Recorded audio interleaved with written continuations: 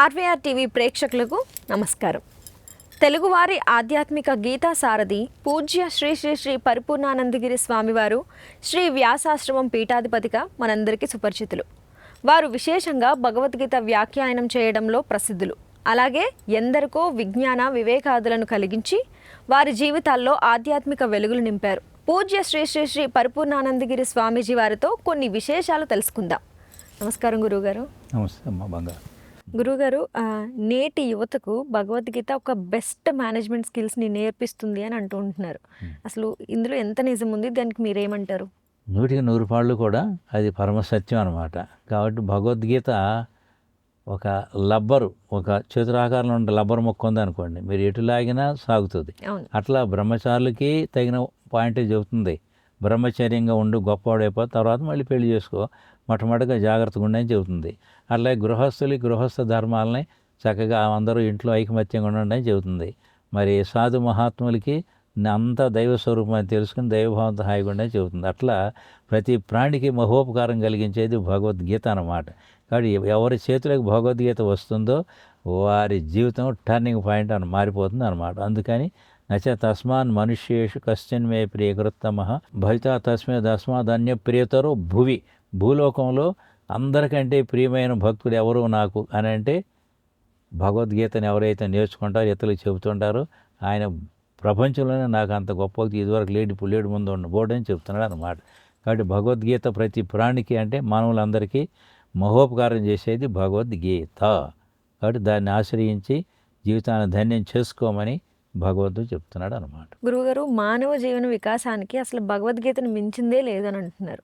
అసలు దాన్ని మనం ఎలా అన్వయించాలి? దానిలో చెప్పిన విషయాలు మనం ప్రాక్టీస్లో పెట్టుకోవాలి. ఎట్లా అని అంటే మొట్టమొదటిగా చెప్తున్నాడు, నువ్వు ఇతరులు వేరు నేను వేరు అనే ద్వేషభావాన్ని వదిలేయమన్నాడు. తర్వాత మంచి విషయాన్ని తెలుసుకున్నాక మంచి వాళ్ళ సాంగత్యం చేయమంటున్నాడు. మూడోది అహింసా వ్రతాన్ని పాటించమంటున్నాడు. నాలుగోది నీకు ఎన్ని గొప్పతనాలు ఉన్నా వినయంగా ఉండమంటున్నాడు.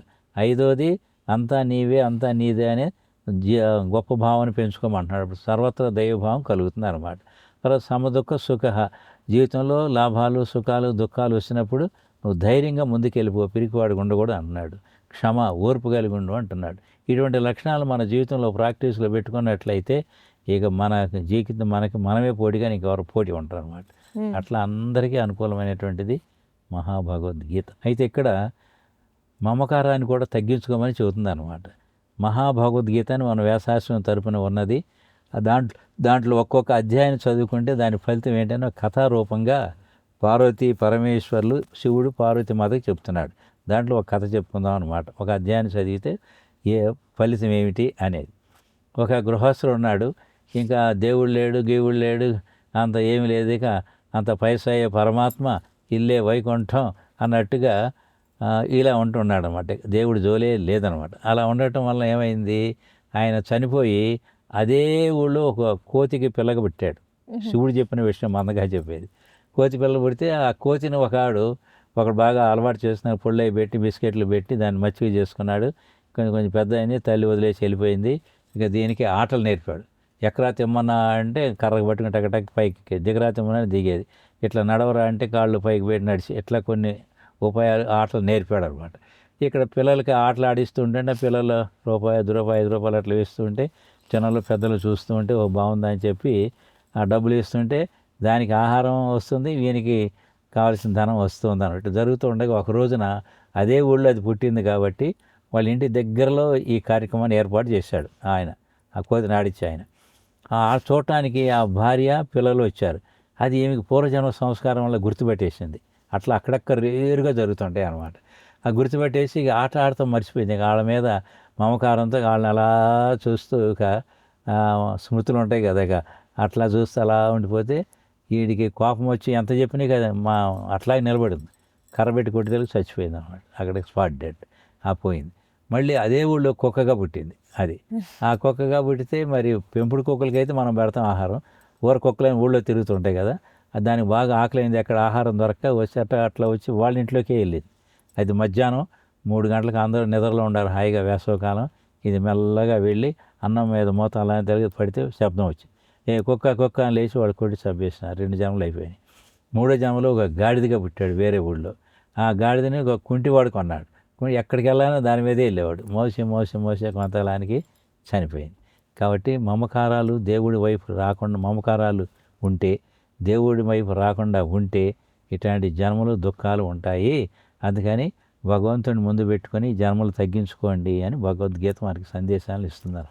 గురువుగారు, ఈ మానవ జీవన సరళికి ఈ ఆశ్రమ బోధనలు అనేది ఎంతవరకు ఉపయోగపడతాయి మనకి? చాలామంది విని మార్చుకుంటారు అనమాట. చెప్పాం కిందాక వాళ్ళు వెళ్ళిపోయి మళ్ళీ హాయిగా అందరూ హాయిగా ఉండటము, తర్వాత వీళ్ళు చదువుకున్నటువంటి వాళ్ళు వెళ్ళి మంచి మంచి ఉద్యోగాలు వ్యాపారాలు చేసుకుంటూ, మా భక్తుడు ఒక ఆయన స్టూడెంటు 25 దేశాల్లో వ్యాపారాలు చేస్తున్నాడు. అద్భుతం అన్నమాట. కాబట్టి ఆ విధంగా చదువుకున్న మన ఆశ్రమం ద్వారా లాభం పొందిన వాళ్ళు వందల వేల మందిలో లక్షల మందిలో ఉంటారన్నమాట. కాబట్టి మన ఆశ్రమం అనేక విధాలుగా లోకానికి సేవలు అందిస్తూ ఉన్నదన్నమాట. అందుకని భగవద్గీతను ఆశ్రయించి అనేక మంది వారి జీవితాలను ధన్యం చేసుకున్నారు, ఇంకా చేసుకోబోతారు. అందుకని మనకు అనేక రకాల భగవద్గీతలు ఉంటాయి అన్నమాట. మూలం గీత చిన్నగా ఉంటుంది, పాకెట్ సైజ్, ఇంకొంచెం పెద్దగా అక్షరాలు పెద్దగా ఉంటాయి, పెద్దవాళ్ళకి అది వరంలాగా పనికి వస్తుంది. అట్లా ఇంకొకటి శ్లోకాలు పెద్దగా ఉంటాయి, అక్షరాలు పెద్దగా ఉంటాయి, అదొకటి. శ్రీవారి గీత అని మలయాళ సోనారు స్వయంగా దానికి వ్యాఖ్యానం చేస్తూ తాత్పర్యాలు రాశారు, అదొకటి. మహాభగవద్గీత అని శంకరాచార్యుల వారి యొక్క, మధ్వాచార్యుల వారి యొక్క, రామానుజాచార్యుల వారి యొక్క, శ్రీధర స్వామి అనేక మంది మహాత్ముల వ్యాఖ్యానాలు ఉంటాయి. ఇట్లా అనేక గీతలని శంకరానందీయము అంటూ వేదాంతాన్ని కొమ్మరుషి గురిపి చేస్తారనమాట. వేదాంతం అంటే హయ్యెస్ట్ వేదాంతం ఎలా ఉంటుంది అని అంటే యముడు చెబుతున్నాడు, ఆ శరీరం శరీరేష్, నువ్వు శరీరంలో ఉన్నా కూడా శరీరం కంటే వేరుగా ఉంటావు కాబట్టి నువ్వు అమ్మ కాదు, అయ్య కాదు, జీవుడు కాదు, you are all pervading like sky, ఆకాశంలో పూర్ణం ఉండే పరమాత్మ అనేది వేదాంతం. ఇలా అనేక విధాలుగా మనకి మన భగవద్గీతల లోకానికి మహోపకారం చేస్తున్నాయి. వందలు ఆర్డర్ ఇచ్చి కొనుక్కుంటూ ఉంటారు అనమాట. అందించలేకుండా ఉన్నాం, ప్రింట్ అయిపోతూ ఉంటాయి, ప్రింట్ అవుతూ ఉంటాయి అనమాట.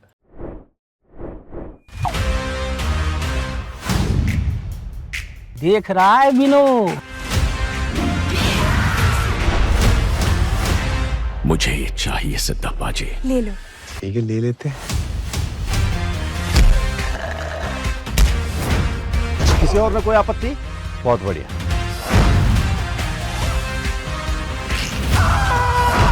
सर ये सब कनेक्टेड है। क्या कनेक्शन है?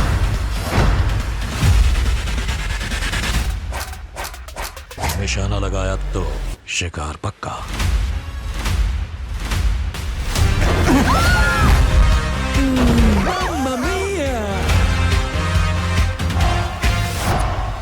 इस गद्दी की गरिमा इस पे बैठने वाले से होती है। हाय, दिस इज राणा दग्गुबाटी।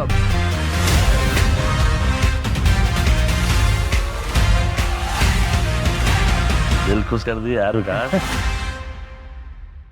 గురువుగారు, మహాభారతంలో శ్రీకృష్ణ పరమాత్మని ధర్మానికి కట్టుబడిన సంఘటనలు మనం చూసాం. అసలు మీ ఉద్దేశం ప్రకారం దైవం గొప్పదా, ధర్మం గొప్పదా అని అంటే మీరేం చెప్తారు? దైవమే గొప్ప. దైవం ఉంటేనే ధర్మం ఉంటుంది అనమాట. దైవం లేకపోతే ఇంకా ధర్మం ఏముంది ఇంకా.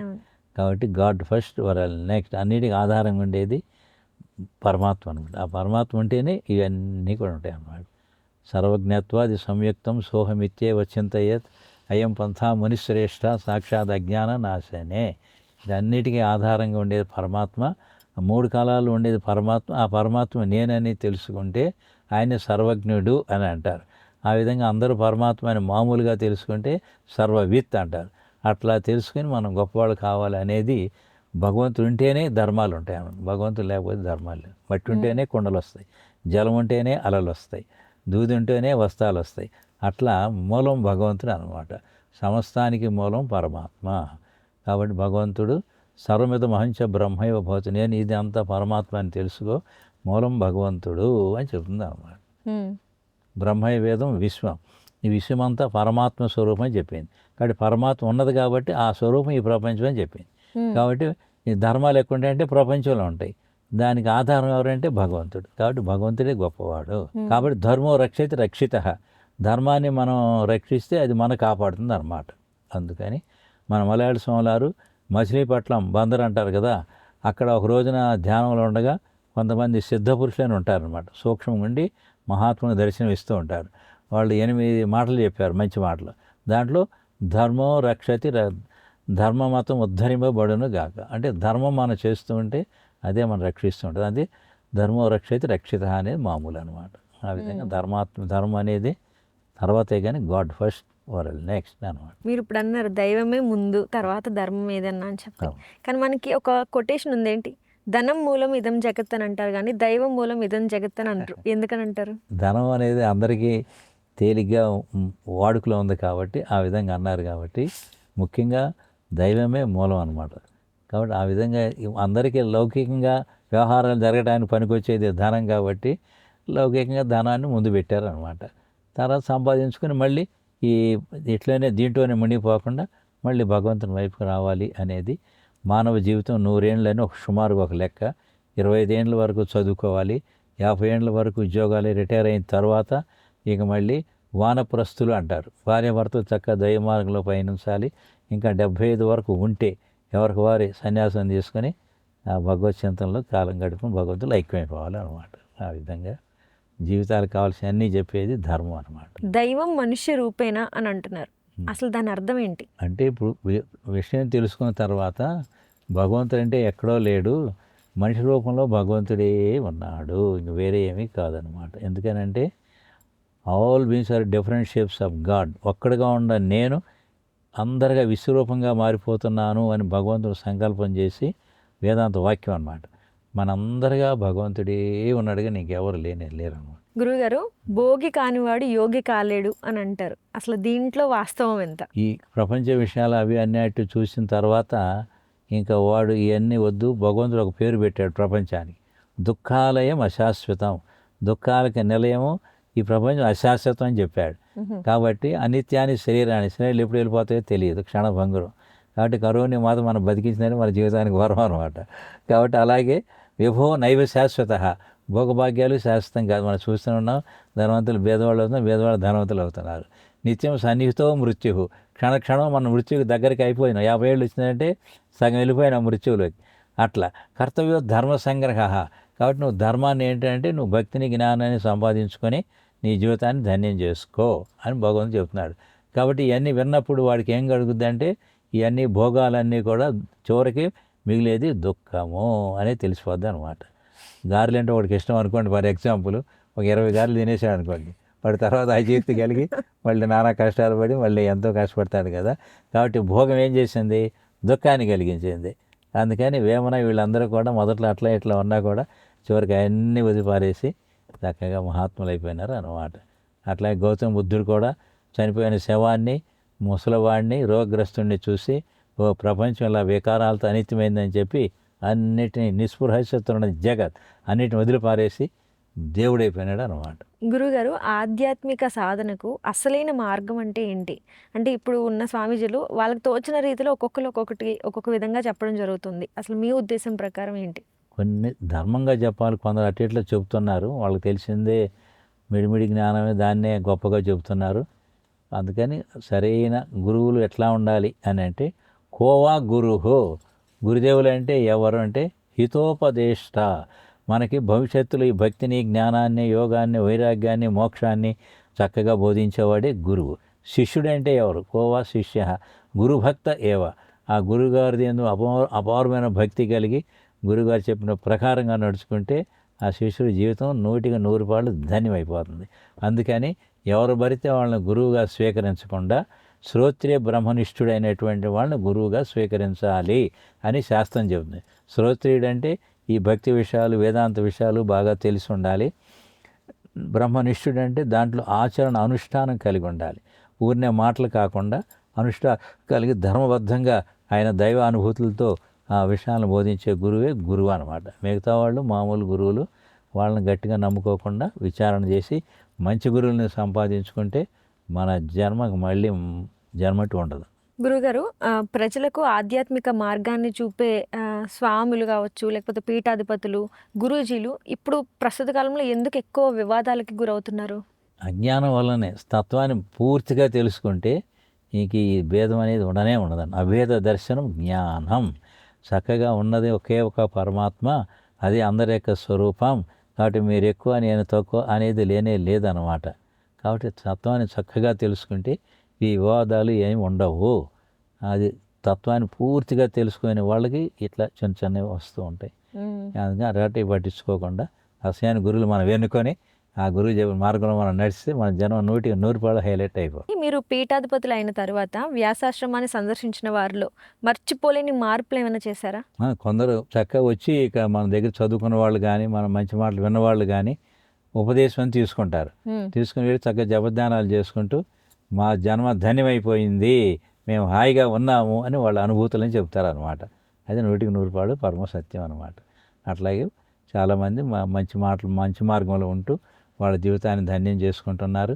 మీ సేవలు మీ బోధలు మరవలేము అని చెప్పి ఆశ్రమానికి వచ్చి సంతోషంగా మన కొద్ది రోజులు ఉండి మళ్ళీ వెళ్తూ ఉంటారు. అట్లా లోకానికి అనేక విధాలుగా మేలు కలిగింది అనమాట, సందేహం లేదన్నమాట. ఇప్పుడున్న యువతకి మీరు ఇచ్చే సందేశం అంటే ఏం చెప్తారు మీరు? విద్వాన్ సర్వత్ర పూజ్యతే అని ఒక వాక్యం. చదువుకున్నటువంటి వాడు ప్రపంచంలో ఎక్కడికి వెళ్ళినా గౌరవింపబడతాడు. అందుకని మన శాస్త్రం ఏం చెబుతుందంటే లౌకిక జ్ఞానము దైవ జ్ఞానం రెండు ఉండాలి అని చెప్తున్నారు. ఒకటే ఉంటే చాలదు, మనకి చేతులు రెండు ఉంటేనే కదా బాగుంటాయి.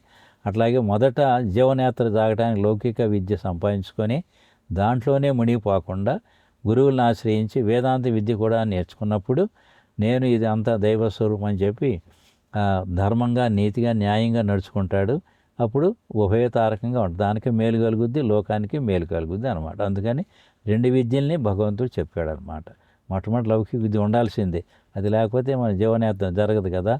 అందుకని చక్కగా రాముల వారికి కూడా వాళ్ళ గురుగారు వశిష్ఠుల వారు చెప్తారనమాట. రాముల వారు పాదయాత్ర చేసి ప్రజల యొక్క కష్టాలను తెలుసుకొని వచ్చి విచారంగా కూర్చొని ఉంటే దశరథ మహారాజు వశిష్ఠుల వారిని పిలిపించి మన రాముడు విచారంగా ఉన్నాడు, ఆ విచారాన్ని పోగొట్టండి అనగానే చక్కగా కూర్చోబెట్టుకొని 32,000 శ్లోకాలతో వేదాంతాన్ని భక్తిని అన్నింటిని బోధించారన్నమాట. దాన్ని యోగ వాసిష్టము అని అంటారు. అది మనం దాదాపు ప్రపంచంలోనే మన ఇండియాలోనే మనమే దాన్ని బాగా ప్రింట్ చేసి భక్తులకు అందిస్తూ ఉంటాం అనమాట. ఒకసారి ప్రింట్ చేయాలంటే 14 లక్షలు 15 లక్షలు అయిపోద్ది అనమాట. దాన్ని మనం భక్తులకు అందిస్తూ ఉంటాము. అప్పుడు రాముల వారికి ఆయన చెప్పింది ఏమిటి అని అంటే అత్ర ఆహారార్థం కర్మ కుర్యాద్ అనింద్యం. నువ్వు రాజు అయినా సరే, యువరాజు కదా, యువరాజు అయినా సరే ఒక మంచి పని చేసుకొని చక్కగా ధనాన్ని సంపాదించుకోవాలి. ఆ ధనం ద్వారా ఆహారం తీసుకుని ప్రాణాలను నిలుపుకోవాలి. నిలుపుకున్న తర్వాత హుయామై, నేను ఎవరిని, వాట్ ఈజ్ మై గోల్ అని విచారణ చేసి నేను అందరినీ పరమాత్మ స్వరూపాన్ని తెలుసుకోవాలి. అట్లా తెలుసుకుంటే వలన మోక్షాన్ని పొందుతావు అని చక్కగా రాముల వారికి కూడా వారు గురువుగారు వశిష్ఠుల వారు చక్కగా వేదాంతాన్ని చెప్పారన్నమాట. ఆ విధంగా మహాత్ముల యొక్క అడుగుజాడలో మనం నడుస్తూ ఉంటే మన జీవితాలు ధన్యమైపోతాయి. ఎటువంటి సాంగత్యం అటువంటి వాళ్ళుగా తయారవుతారు. ఒక వంశంలో అందరూ మంచి వాళ్ళే ఉన్నారు. ఒకడు బ్రాంతి అలవాటైంది, సారా బ్రాంతి ఏంటోగా అలవాటైంది. తండ్రి కూర్చోబెట్టి చెప్పాడు, అరే మన వంశం ఇంతవరకు ఎవరికి లేదు, నీ వలన మన వంశానికి చెడ్డ పేరు వచ్చింది, మానేరా అన్నాడు. స్వతంత్రంగా మాన్నాడు. వీడు కొడుకు మహా తెలియగలవాడు అనమాట. నాన్న మానేద్దాం కానీ ఒక కండిషను, ఇద్దరమే వారం రోజులు తాగుదాం, 7 రోజులు. 7 రోజులు అయిన కానీ మనం మానేద్దాం, ఏముంది దానికి అన్నాడు. ఈ తండ్రి బాగానే ఉంది అనుకుని ఈయన కూడా తాగడం అలవాటైంది. వారం రోజులు అయిన తర్వాత కొడుకు అడిగాడు, నాన్న మాందామా అని. నువ్వు మానే, నేను మానరా అన్నాడంట. కాబట్టి దీన్ని బట్టి ఏంటారంటే అలవాటు ఏంటంటే వదలటం కష్టం, అందుకని అలవాటు చేసుకోకుండా ఉండడం మొత్తం అనమాట. దానివల్ల ఏంటంటే లోపల మిషన్ అంతా దెబ్బతిని చిన్న వయసులోనే చనిపోతూ ఉంటారు. దగ్గి నరకాన్ని ఇక్కడే పొందుతున్నారు. అందుకని వాటికి దూరంగా ఉండాలి. కష్టపడి పని చేసుకొని కడుపు నిండా భోజనం చేసుకొని హాయిగా నిద్రపోతే నిద్ర వస్తుంది. ఎందుకు రాదు? తప్పకుండా వస్తుంది నిద్ర. ఆ విధంగా మన జీవితాన్ని మనమే ఉద్ధరేది ఆత్మానం, నీ జీవితాన్ని నువ్వే ధన్యత చేసుకో అని భగవంతుడు చెప్తున్నాడు. కాబట్టి మన జీవితాన్ని మనమే జాగ్రత్తగా అద్దంలో మన ముఖాన్ని చూసి సరి చేసుకున్నట్టుగా, జుట్టుని సరి చేసుకున్నట్టుగా మన జీవితాన్ని మనమే ధన్యత చేసుకోవాలి అని భగవంతుడు గీతలో చెప్తున్నాడు అనమాట. ఇది ఒక అద్భుతమైన సందేశం భగవంతుడిది గీత ద్వారా. ఉద్ధరేది ఆత్మ, నీ ఆకలికి నువ్వు అన్నం తిన్నట్టుగా నీ జీవితాన్ని నువ్వే ధన్యత చేసుకో. ప్రబలి కపంబు కంఠమున బాధలు పెట్టెడి వేళ, జూపరుల్ గబగబ బయట పెట్టుడి కలాభము లేదను వేళ, గింకరుల్ గబగబ ప్రాణవాయువులు లాగెడి వేళల, ఆలు జుట్టముల్లబలబలాడెడు వేళల, దళంపగ శక్యమే రామనామము. భాగవతం చెబుతుంది అనమాట. ప్రాణం పోయేటప్పుడు గురకబడుతుంది. గురకబట్టినవాడు చూడటానికి వచ్చినాడు, ఈరోజు మంచిదిగా, అది ఈరోజు చచ్చిపోతే మళ్ళీ ఇల్లు వదిలేసి 6 నెలలు బయట ఉండాలి, బయట పెట్టండి అని అంటూ ఉంటారు వచ్చిన వాళ్ళు. అంతలో ఈ యమధర్మరాజు శిష్యులేమో ప్రాణాలు లాగుతూ ఉంటారు, ఈ భార్యాభర్తలు లబో దిబో అంటుంటారు, ప్రాణం పోయేటప్పుడు కష్టంగా ఉంటుంది. ఇటువంటి సమయంలో నీవు రామనామంతో భగవన్నామంతో ఉద్ధరించుకోవాలి, కానీ వేరే ఇంకెవరు నేను కాపాడలేరు, కాబట్టి నీ జీవితాన్ని నువ్వే ధన్యత చేసుకో అని భగవంతుడు గీతలో చెప్తున్నాడు అన్నమాట. గురుగారు, అయితే యువతను ఈ ఆశ్రమ కార్యకలాపాల్లో పాల్గొనేలా చేయాలనంటే వాళ్ళని ఎలా మోటివేట్ చేయాలంటారు? వాళ్ళు క్రమక్రమంగా మరి వాళ్ళ తల్లిదండ్రులు కూడా ఆశ్రమానికి వెళ్ళున్నాయినా మంచి మాటలేను జీవితాన్ని ఉపయోగం ధన్యం చేసుకొని వాళ్ళ తల్లిదండ్రులు కూడా బాధ్యత ఉందన్నమాట. పిల్లల్ని కనటం ఒక బాధ్యత, వాళ్ళని మంచివాళ్ళుగా చేయటం ఒక బాధ్యత. అందుకని మన స్వాములు వారు చెప్పారు, చిన్నప్పటి నుంచే ఒక మాతాజీ అనమాట, జాబాల ఆమె పేరు. శుద్ధోసి బుద్ధోసి నిరంజనోసి సంసారమాయా పరివర్జితోసి. నాయనా, నువ్వు శుద్ధుడివి, బుద్ధుడివి, జ్ఞాన స్వరూపుడివి, కాబట్టి ఈ మాయా వ్యామోహాలు నీకేమీ లేవు అని చిన్ననాటి నుంచి ఆ తల్లి వేదాంతం బోధించేది. అలా బోధిస్తుంటే వాళ్ళు పెద్దవాళ్ళు అయిపోయి అందరూ సాధులు అయిపోతున్నారు. అప్పుడు భర్తగారు రాజులు అనమాట, భర్తగారు చెప్పాడు, ఈసారి మనకు రాజ్యం పాలించడానికి మన తర్వాత ఉండాలి కదా, కాబట్టి యువరాజుగా తయారు చేయమంటే ఆయనకి తగిన ధర్మాలు, సత్యం వద సత్యమే పలుకు, ధర్మం చెర ధర్మాన్నే చేయి, అని అనవద్యాని కర్మాణి నో ఇతరాని, మంచి పనులే చేయి చెడ్డ పనులు చేయకూడదని ధైర్యం మంచి గుణాలు నేర్పితే ఆయన మళ్ళీ రాజు అయిపోయినాడు అనమాట. అట్లా తల్లిదండ్రుల బాధ్యత కూడా ఉన్నది. అందుకని మలయాళ స్వామివారి తల్లిదండ్రులు కూడా ఎవరింటికి వచ్చినా వారు చక్కగా ఆదరణ చేసి భోజనం పెట్టి సేవలు అందించి దక్షిణలు ఇచ్చేవారు. అట్లా తల్లిదండ్రులు పిల్లల్ని కండటమే కాకుండా వాళ్ళని మంచివాళ్ళుగా తయారు చేసే బాధ్యత కూడా తల్లిదండ్రుల మీద ఉన్నది. ఈరోజు మీరు మా స్టూడియోకి రావడం, మీకు ఉన్నటువంటి అంత జ్ఞానాన్ని మాకు ఈ కొద్ది సమయంలో ఇంత చక్కగా అర్థమయ్యే విధంగా పంచినందుకు చాలా ధన్యవాదాలు. చాలా సంతోషం. మన ఛానల్ 10 మందికి ఉపయోగపడటమే మన ఛానల్ యొక్క లక్ష్యము. ఇటువంటి ఛానల్ ద్వారా మీరందరూ ఈ ఛానల్కి భక్తులై చక్కగా మంచి మాటలు విని మీ అందరి జీవితాలను 3 పూలు 6 కాయలుగా చేసుకుందరు గాక అని 50 మంది ప్రజలకు దివ్యమైనటువంటి సందేశాన్ని ఇస్తూ ఈ ఛానల్కి చైర్మన్ గారు అయినటువంటి మా ఆర్వీఆర్ చౌదరి గారు ఒక అమృత హృదయాలు అన్నమాట. వారు 10 మందికి మేలు కలగాలని ఈ ఛానల్ ఉపయోగిస్తూ ఉన్నారు, మీకు అనుగ్రహించారు. వారు చాలా మంచివారు.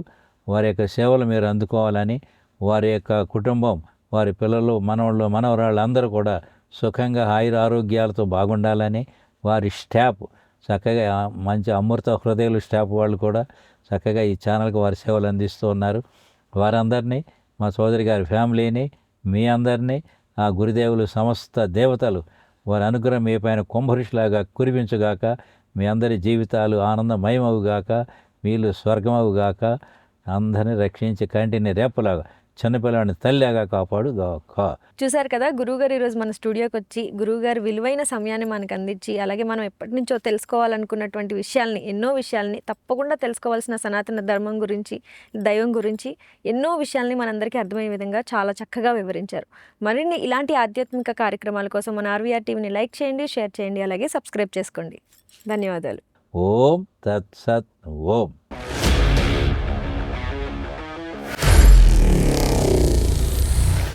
Honor Signatus, the biggest gated community in the heart of the city. Spacious 3, 3.5 and 4 BHK apartments at Kukatpalli, High-Tech City. 27.5 acres, 18 towers, G+25 floors, 1695 to 3815 square feet unit sizes. For more details, search for Honor Signatus.